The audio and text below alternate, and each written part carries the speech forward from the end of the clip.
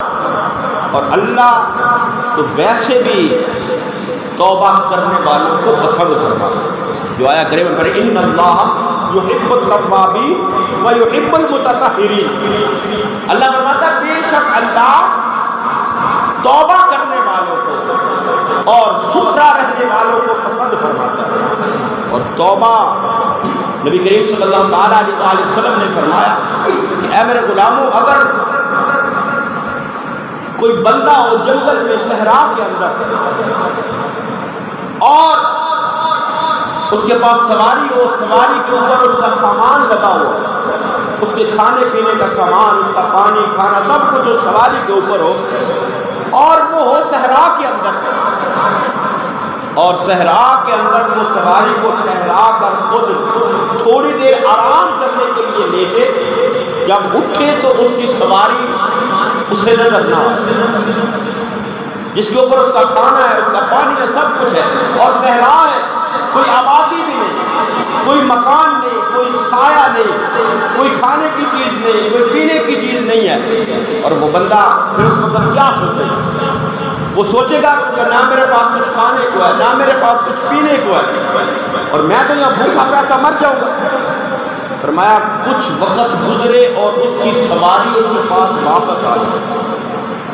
اس سواری اس کے پاس واپس آ جائے۔ اے میرے صحابہ بتاؤ اس بندے کو کتنی خوشی ہو؟ عرض کیا یا رسول اللہ صلی اللہ تعالیٰ علیہ وسلم، وہ بندہ تو بہت خوش ہوگا کیونکہ وہ تو موت کے منہ سے واپس آیا، اس کے اندر تو زندگی کی امید ختم ہو چکی تھی، وہ اپنے آپ کو موت کے حوالے کر چکا تھا، لیکن اب اس کی سواری آ گئی، اس کا کھانا آ گیا، اس کا پانی آ گیا، اس کے پاس سب کچھ واپس آ گیا۔ عرض کی یا رسول اللہ وہ تو بڑا خوش ہوگا۔ فرمایا اس بندے سے زیادہ خوشی رب کو ہوتی ہے جب کوئی بندہ جو گناہگار رب کی بارگاہ میں توبہ کرتا ہے تو اس کی توبہ سے اللہ کو سب سے زیادہ خوش ہوتا ہے۔ اللہ زیادہ خوش ہوتا ہے کیونکہ اللہ کو توبہ پسند ہے، اللہ توبہ کو پسند کرتا ہے، اللہ معافی کو پسند کرتا ہے۔ بندہ ساری زندگی اللہ کی نافرمانیوں میں گزارے، ساری زندگی اللہ کی بارگاہ سے دور رہے، اس کی بارگاہ میں کبھی اس کو جھکنا توفیق نہ ہو، اس کی بارگاہ میں آنے کی توفیق نہ ہو، لیکن وہ بندہ جب بھی رجوع کرتا ہے، جب بھی رب کی بارگاہ میں واپس آتا ہے، اللہ فرماتا ہے بندے میری بارگاہ میں آنا تیرا کام ہے، سچے دل سے تو میری بارگاہ میں آ جا، تیری زندگی کی پچھلی خطاؤں کو میں معاف کر دوں گا، تیری زندگی کی پچھلی خطاؤں کو معاف کر دوں گا۔ اور بندہ جتنا سچی دل سے توبہ کرتا ہے اللہ اس پر انعام بھی زیادہ کرتا ہے، اللہ اس پر انعام بھی زیادہ کرتا ہے۔ رب العالمین کو بہا کے مین کے قرآن کو پڑھا جائے، بے شمار آیات ایسی ہیں جن کے اندر اللہ رب العالمین کو منا کے میں نے فرمایا میرے بندے تو توبہ کر کے میری بارگاہ میں آ جا، میں تیرے گناہوں کو معاف کر دوں گا، میں تیرے گناہوں کو بخش دوں گا،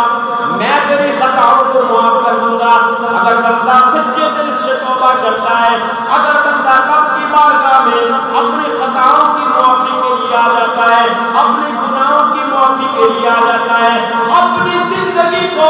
گناہوں والی زندگی کو ترک کر کے وہ اپنے رب کی بارگاہ میں آ جاتا ہے، اللہ فرماتا ہے سچے دل سے تو آ جا، میری بارگاہ میں تو آ جا، میں نہ صرف تیرے گناہوں کو معاف کروں گا بلکہ تیرے گناہوں کو بھی نیکیوں میں تبدیل کر کے تجھے عطا فرماؤں گا۔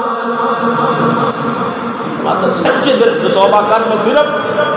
فَأُولَٰئِکَ يُبَدِّلُ اللَّهُ سَیِّئَاتِهِمْ حَسَنَاتٍ،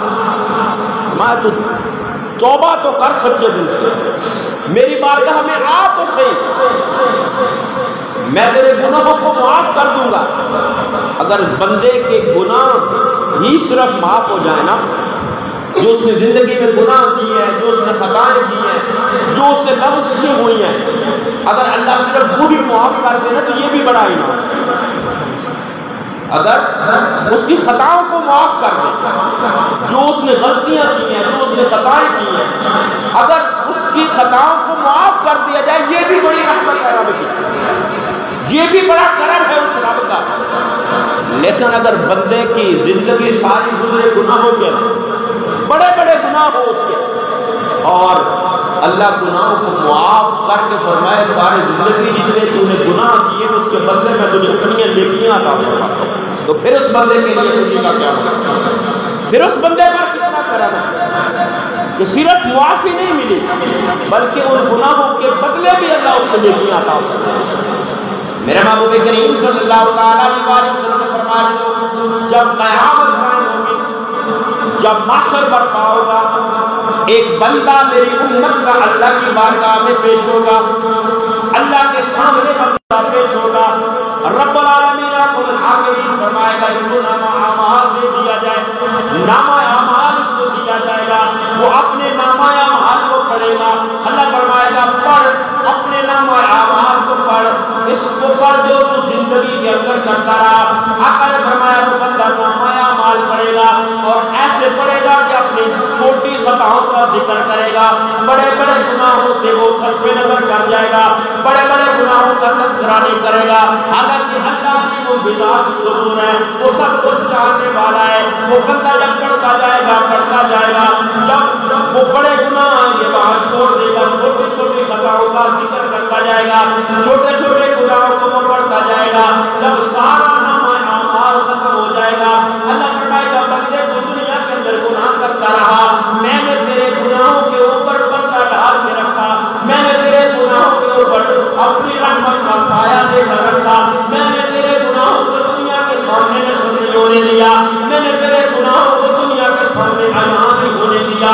میں نے تیرے گناہوں کو دنیا کے سامنے ظاہر نہیں ہونے دیا۔ وہ بندہ عرض کرے گا ہاں رب العالمین الحاکمین، میں گناہ کرتا تھا، میرے گناہوں کے اوپر تیری رحمت کا پردہ رہا، میرے گناہ کسی پر ظاہر نہیں ہوئے۔ اللہ فرمایا میرے بندے میں نے دنیا کے اندر بھی تیرے گناہوں کو چھپایا ہے، آج قیامت کے اندر بھی تیرے گناہوں کو چھپاتا ہوں اور تیرے ان گناہوں کے بدلے میں تجھے نیکیاں عطا فرماتا ہوں۔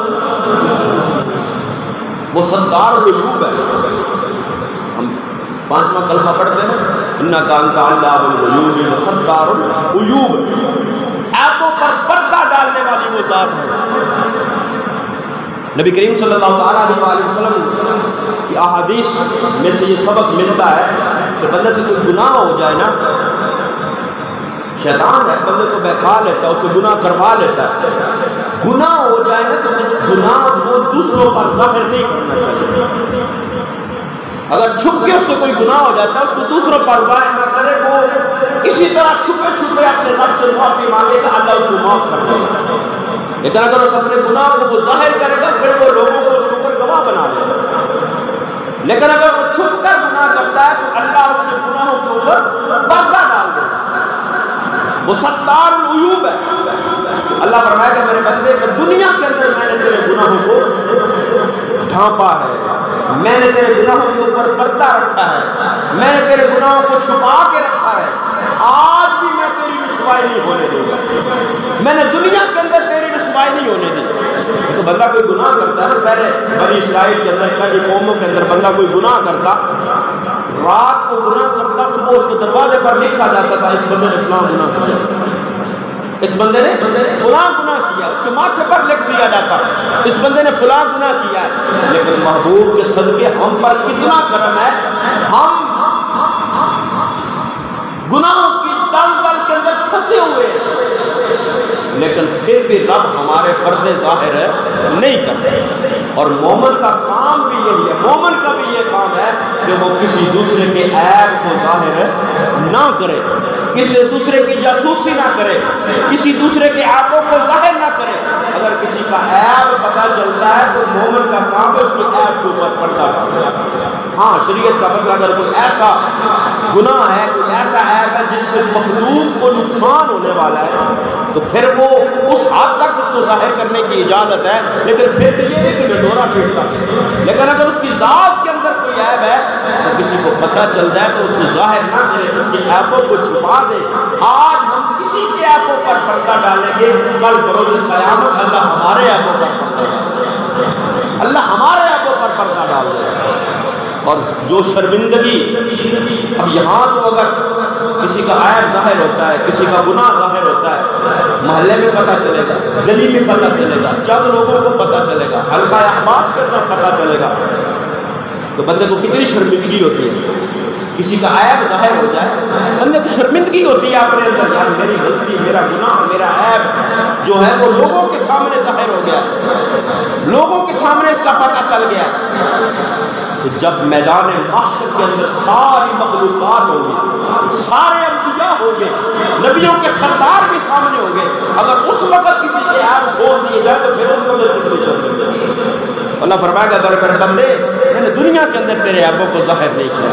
میں نے دنیا کے اندر تیرے عیبوں کے اوپر پردہ ڈال کے رکھا ہے، آج بھی میں تجھے شرمندہ نہیں ہونے دوں گا، جا میں تیرے گناہوں کو نیکیوں کے اندر تبدیل کروں۔ اب وہ بندہ، محبوب نے فرمایا، اب وہ بندہ جب اللہ کی طرف سے معافی ملے گی نا تو وہ فوراً ہے کہ مولا یہ میرے بڑے بڑے گناہ تو میں نے چھوڑ دیے، میں نے پڑھے ہی نہیں، میں نے ان کو جو ہے وہ اس کا پڑھا ہی نہیں، اس کو سامنے نہیں کیا۔ تو اللہ محبوب نے فرمایا اللہ اپنی شان کے مطابق اس کرائے گا، اللہ فرمائے گا جا ان کے بدلے میں تجھے نیکیاں۔ تو دنیا کے اندر بھی اگر کوئی بندہ توبہ کرتا ہے، دنیا کے اندر بھی اللہ سے معافی مانگتا ہے، اس رب کو بڑا پسند ہے، اس رب کو بندے کی معافی پسند ہے، اس رب کو بندے کی توبہ پسند ہے۔ وہ بندہ جب رب کی بارگاہ میں جھکتا ہے، جب رب کی بارگاہ میں عاجزی کرتا ہے، جب رب کی بارگاہ میں انکساری کرتا ہے، جب رب کی بارگاہ میں آ جاتا ہے مولا میں نے سب کچھ کر لیا، اب میں تیرے سامنے آ گیا، اب میں تیری بارگاہ میں آ گیا، مولا تیرے علاوہ کوئی ٹھکانہ نہیں، تیرے دروازے کے علاوہ کوئی دروازہ نہیں۔ اللہ گناہ کرے، کسی کے پاس ملازم ہو، کسی کے پاس نوکر ہو، تو بندہ اس کے کام میں کام چوری کر لے، خیانت کر لے، اس کی کوئی نافرمانی کر دے، اس کی کوئی غلطی کر دے، تو بندہ اس کے پاس جا کر کہے نا یار میں نے فلاں غلطی کی ہے، تو کوئی ہوگا تو 100 میں سے ایک جو اعلیٰ ظرف کا مالک ہوگا کہے گا میں نے تجھے معاف کر دیا، نہیں تو اکثریت کیا کہے گی، اس کو ٹھٹا مار کے نکالے کہ جا دفعہ ہو جائے میرے پاس سے، اپنے دروازے سے اس کو دھتکار دیا جائے گا۔ لیکن اللہ کتنا کریم ہے، وہ ساری زندگی گناہوں میں گزار کے آ جا، میں ساری زندگی گناہوں میں بسر کر دوں، لیکن جب بھی میں رب کی بارگاہ میں توبہ کروں گا اللہ توبہ کو قبول کرے گا۔ اللہ وہ نہیں کہے گا اللہ جا میرے دروازے سے دور ہو جا، جا میری بارگاہ سے دور ہو جا، وہ تو فرماتا ہے ادعونی استجب لکم، میری بارگاہ میں دعا مانگ، میں تیری دعا کو قبول کروں۔ اور اس رات کے لیے خاص آقا نے فرمایا کہ اللہ کی رحمت، اللہ اپنی شان کے مطابق جو اس کی شان ہے وہ اونچائی سے نیچے ہونے سے پاک ہے، لیکن اس کی جو شان ہے اس شان کے مطابق فرماتے ہیں اس کی اپنی رحمت جو ہے وہ آسمان دنیا پر کسی اور بندوں کو پکارتا ہے کہ ہے کوئی مجھ سے مانگنے والا، آج ہے کوئی مجھ سے سوال کرنے والا، اور ہے کوئی مجھ سے بخشش مانگنے والا۔ ساری رات اللہ کی رحمت پکارتی ہے بندوں کو کہ بندوں آؤ میری طرف، جس کو بخشش چاہیے وہ مجھ سے مانگ لے، جس کو مغفرت چاہیے وہ مجھ سے مانگ لے، جس کو رزق چاہیے وہ مجھ سے مانگ لے۔ هل من مستغفر فاغفر له، ہے کوئی مجھ سے مانگنے والا، ہے کوئی مجھ سے رزق طلب کرنے والا۔ جب رب خود بلا رہا تو بندہ اس کی بارگاہ میں چلا جائے تو وہ رب کبھی بھی بندے کو خالی ہاتھ لوٹاتا نہیں، وہ جھولیاں بھر کر عطا فرماتا ہے۔ تو آج کی رات عظیم رات ہے، برکتوں والی رات ہے، رحمتوں والی رات ہے۔ اللہ کی بارگاہ میں اس رات کو جتنا ہو سکے عبادت کے اندر گزارے، بندگی کے اندر گزارے، رو رو کر اس کی بارگاہ سے معافی مانگے، اس کی بارگاہ میں التجائے کرے مولا ہم گناہ گار، ہم نے خطائیں کر دی، اور اس لیے بھی کیونکہ آج کی رات آقا نے فرمایا لکھا جاتا ہے کس کو کتنا رزق ملے گا، کس کو زندگی ملے گی، کس کو موت ملے گی۔ آج کی رات یہ فرشتوں کو یہ پورے سال کا جو ہے وہ بجٹ سپرد کر دیا جاتا ہے کہ کس کی روح قبض کرنی ہے، کس کو زندگی دینی ہے، کس کو رزق دینا ہے، کس کو کیا کچھ دینا ہے۔